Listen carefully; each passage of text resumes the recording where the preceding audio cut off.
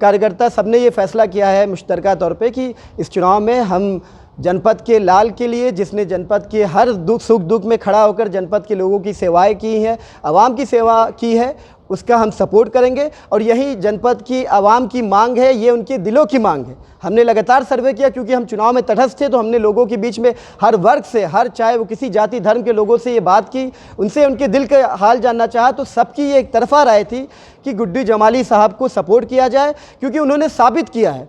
इसलिए ये फैसला राष्ट्रीय उलमा काउंसिल ने लिया है कि इस चुनाव में, लोकसभा के बाई इलेक्शन में, हम गुड्डू जमाली साहब के साथ हैं हर तरह से इनको। और हमें इस बात का पूरा यकीन है कि चुनाव ये जीत कर आएंगे। और जो एक मुस्लिम समाज में एक भ्रम फैलाने की कोशिश की जा रही थी, मैं समझता हूं कि आज के समर्थन से वो तमाम भ्रम खत्म हो जाएंगे। और अन्य समाज जो साथ में चल रहा था, वहाँ पे एक मैसेज देने की ये कोशिश की जा रही है कि मुस्लिम समाज इनसे भाग रहा है। जहाँ मुस्लिम समाज भी मजबूती से साथ खड़ा होगा, साथ ही साथ जो अन्य समाज हैं, चाहे वो फॉरवर्ड के लोग हों, चाहे वो बैकवर्ड के लोग हों, चाहे एससी समाज के लोग हों, सब लोग मजबूती से आएंगे। और मुझे इस बात का पूरा यकीन है कि 23 तारीख को जो वोटिंग पड़ेगी, तब भी आपको ये एहसास होगा, और 26 को जो नतीजा आएगा उसमें भी इस बात का एहसास होगा कि आजमगढ़ जनपद का लाल आजमगढ़ का प्रतिनिधित्व करेगा, क्योंकि यही आजमगढ़ की जनता की मांग है। राष्ट्रीय उलमा काउंसिल के राष्ट्रीय अध्यक्ष बड़े भाई आमिर रसादी साहब का शुक्रिया अदा करता हूँ।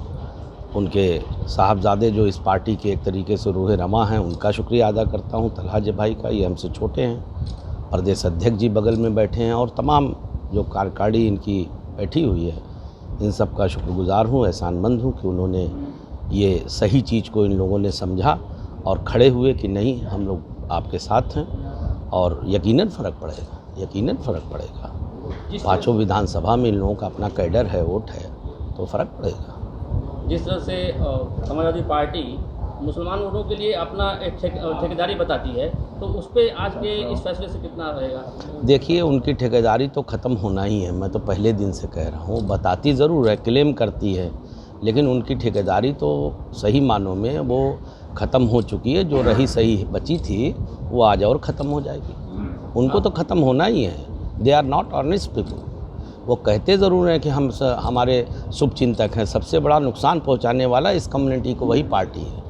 समाजवादी पार्टी के ही मारे हुआ है ये समाज। एक आजम खान साहब भी आए थे, मार्मिक अपील करके गए, लेकिन क्या असर रहेगा उसका कुछ? देखिए, मैं सीनियर लीडर हैं, कोई मुझे कुछ कहना नहीं है। सभी लोग आ रहे हैं, कौन बचा है समाजवादी पार्टी में? और मैं तो कहता हूँ कि कल को कोई पछतावा ना रह जाए। अगर कहीं दुनिया में और भी उनके लोग हैं तो सबको बुला लें, ताकि हारने के बाद ये पछतावा ना रहे कि कोई कमी रह गई, क्योंकि वो हारेंगे, हारना ही है उनको। हमारे समाज के दम पे 5% की, मैं देखिए जातिगत वो नहीं करता, लेकिन अब जब आप बेस और जाति का नाम लेते हैं तो कितनी आबादी है उसका जो बेस कहते हैं, उसमें से भी 3% लोग भाजपा को वोट देते हैं, तो कैसे जीत सकती है?